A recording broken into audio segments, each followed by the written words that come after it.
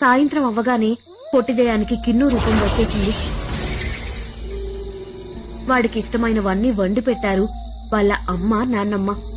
కడుపు నిండా తిని వేకువజాము వరకు వాళ్లతో ఆనందంగా గడిపి అందరూ పడుకుండిపోయారు. హృదిమ బానిస ప్రేతాలపై ఎగురుకుంటూ వచ్చి కిన్ను వాళ్ళ ఇంటి పెరట్లో దిగి వాళ్ళ ఇంటి ముందు నుండి ఒక్కొక్క రాగినాణం వేసుకుంటూ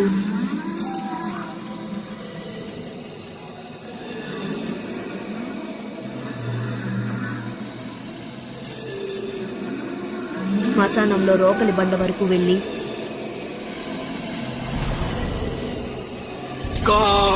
గోరక గబ్రక బ్రా బౌ బోరక భీకర కరాక జా జౌ జోరక జాగ్రక కరాక మా మృగ మృత్యు మరణ కారక. ఆవాహన రోకలి బండ పైన పగుతో రగిలిపోతున్న రోకలి దెయ్యమా, వచ్చి రోకలి బండని పగలగొట్టి నీ పగ తీర్చుకో. నీకు మూడిందిరా పొట్టి దెయ్యం, నిన్ను ఇంక ఎవడు కాపాడలేరు.